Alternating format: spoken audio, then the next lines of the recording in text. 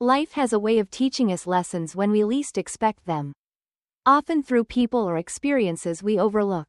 Today, we bring you a story of humility, hard work, and transformation. It's about a janitor who quietly built an empire, showing us that true worth isn't measured by appearances, but by the strength of one's heart and actions.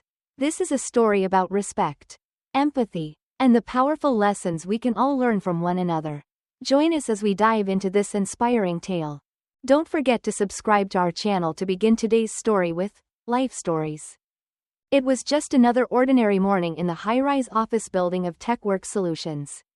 The sound of hurried footsteps echoed through the sleek, glass-walled halls, the workers rushing in with their fancy coffees, designer suits, and the confidence that came with their apparent success.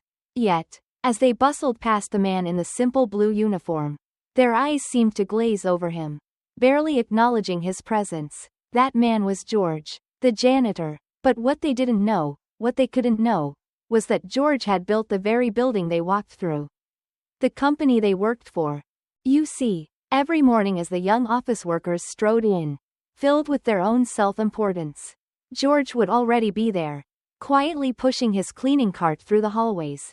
His uniform, simple as it was always neatly pressed. His gray hair, combed with careful attention. There was something in the way he moved, a quiet dignity, a quiet strength, that seemed to draw little attention. But to those who truly looked, it was as if he carried the weight of the world on his shoulders. And maybe, in some way, he did. But the workers, young and full of ambition, took no notice. They would make jokes, talking among themselves about his packed lunch, about how slow he was, about his old shoes. In their eyes, George was a relic of a bygone era, someone who was far removed from the world they inhabited. They'd laugh at his thick accent, his quiet manners, and the way he seemed out of place in this world of flashy presentations and million-dollar deals. Why can't they find someone younger? Bianca from marketing would often ask her colleagues, loud enough for George to hear, yet too far from understanding that their mockery was a reflection of their own ignorance. George didn't mind, or at least, he pretended not to. It wasn't that he didn't feel the sting of their words, but he knew something they didn't. He knew that the world wasn't as simple as they saw it. He had seen things they would never understand: hardship, perseverance, sacrifice, and the quiet, persistent work that built something from nothing. It wasn't that George hadn't heard their whispers. He had heard the jabs, the comments about his food, his accent, the way he still used an old ice cream container to carry his lunch. He'd heard all of it, but he had learned long ago that some things were better left unsaid. He was a man of few words, a man who didn't need to prove anything to anyone, and so, he kept his head high and his heart humble. After all, his mother had taught him that true worth lies in your heart, not in the way people see you. As the young workers laughed among themselves, George kept cleaning, his mind far from the mockery surrounding him. He saw the mistakes they made. He noticed the minor errors in their work that seemed so insignificant to them, yet were slowly unraveling the fabric of their big plans. He saw how their new project was destined to fail because of a simple oversight. But they didn't know that. They didn't know that George, in his quiet way, knew exactly how to fix it. George had been with TechWorks since its humble beginnings. He had been there when it was nothing more than a dream in a small, cramped office. He had been the one who had spent sleepless nights coding, building the foundation for what would eventually become the powerhouse it was now. And yet, as he walked through the halls of his own creation, he remained invisible to the very people who benefited from his work. They didn't know, and perhaps it was better that way. George wasn't the kind of man who sought recognition. He didn't want praise or accolades. What mattered to him was that the company succeeded, that it continued to grow. His mind worked quietly, solving problems they couldn't even see, fixing issues they were blind to. But there were moments, rare moments, when the weight of it all would catch up to him. When the laughter of the young workers would ring in his ears a little too loud. When their ignorance would cut just a little too deep. It was in those moments that George would think of his mother. Her words echoing in his mind: true worth lives in your heart, not in what people see. And so, he would push through the pain, He would keep his head high, his heart steady, and his eyes fixed on the goal. The building was grand, the offices polished and sleek, but it was built on sweat, on sacrifice, on years of quiet, uncelebrated work. George had poured everything into it. He had dreamed of this day when the company would finally be what it was now. But he hadn't done it for the recognition. He hadn't done it for the praise. He had done it because he believed in something greater than himself, a belief in hard work, in perseverance, in the quiet power of doing things the right way, no matter how small they seemed. And as the young workers continued their busy lives, oblivious to the legacy that stood before them, George would continue to do what he did best. He would clean, he would fix, and he would watch. He would wait. He knew that soon, everything would change, and when it did, they would all learn a lesson they hadn't expected. As the hours passed and the morning faded into afternoon, George continued his work with a quiet, unwavering dedication, while the young workers flitted around, consumed by the pressures of their roles. George remained a figure of calm amidst the storm. His eyes missed nothing, every error, every detail, every missed opportunity. It was as though he could see the future of the company unfolding in slow motion. And while others rushed to fix the minor problems, George took his time, biding his moment. The workers, too busy with their own stress and ambitions, had no idea. They had no reason to suspect the quiet janitor was the very architect of the company they thought they knew so well. The executive team, led by Derek, the youngest vice president, had spent the morning furiously discussing the company's faltering new project. Their app was failing, and the clients were starting to take notice. There was no shortage of finger-pointing, blaming one another for the mistakes that were piling up faster than they could solve them. Bianca from marketing, who had always been quick to belittle George, now found herself among the many troubled faces of the day. She clutched her phone tightly, scrolling through the new contract proposals. But no matter how many times she refreshed the screen, the bad news didn't change. The new app wasn't ready. They were losing clients, and time was running out. George was in the hallway when he overheard their conversation. He kept walking, his steps measured, but his mind was racing. He knew what was wrong with the app. He had seen it the moment he walked past Derek's desk earlier in the day.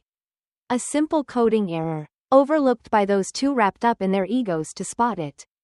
It wasn't just the app, it was the entire project, a lack of cohesion. A failure to see the bigger picture.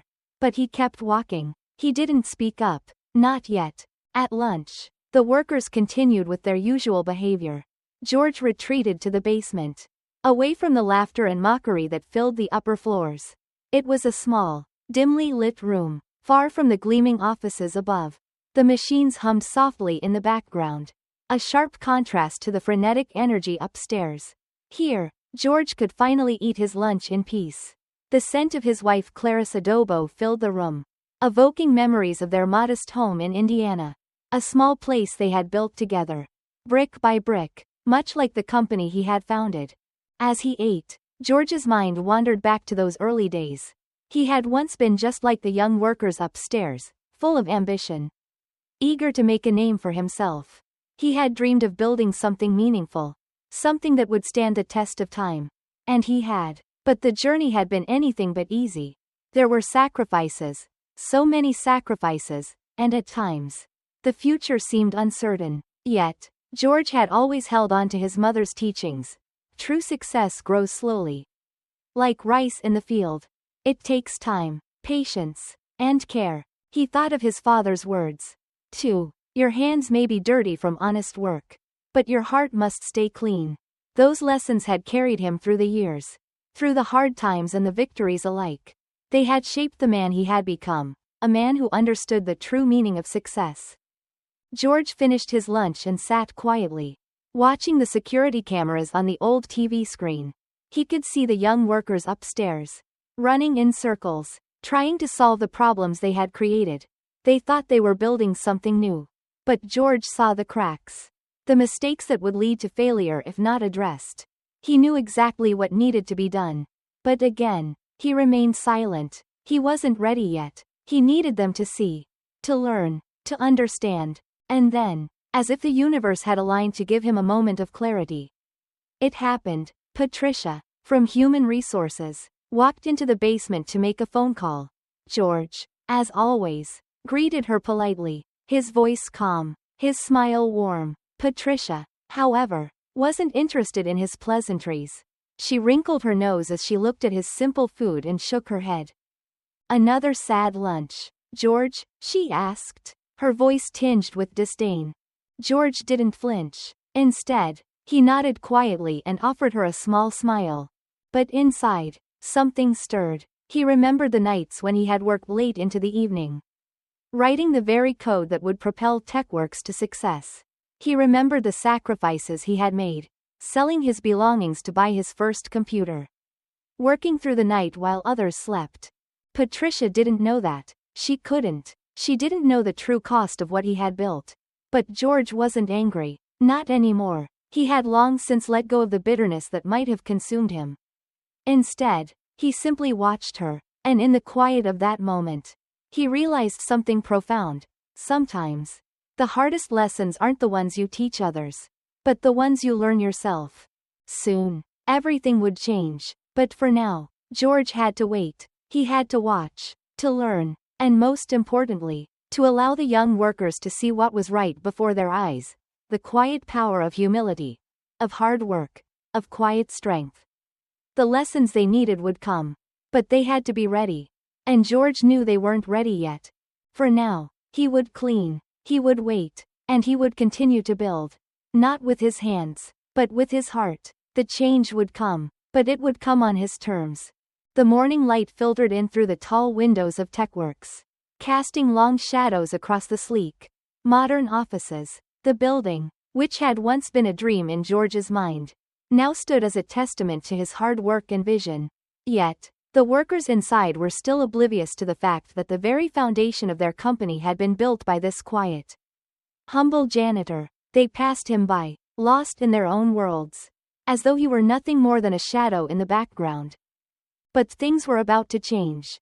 It had started with small signs, subtle hints that the young workers were starting to question their previous assumptions.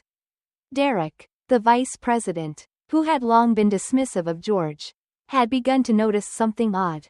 There were moments when George seemed to know exactly what was going on, even when he had no reason to. The mistakes in their project, the issues with the app, they were things George had quietly noticed from the very beginning. But he never said anything. He just watched. That morning, as Derek sat in his office, his mind racing with frustration over yet another failed attempt to fix the app, he couldn't shake the thought that something was missing. There was something fundamental wrong with their approach. But they couldn't quite put their finger on it. They had all the resources, all the talent, but there was a disconnect, a gap in understanding. And then, it happened. George was walking down the hallway when he overheard the heated conversation. Derek was speaking loudly, venting his frustrations to Bianca.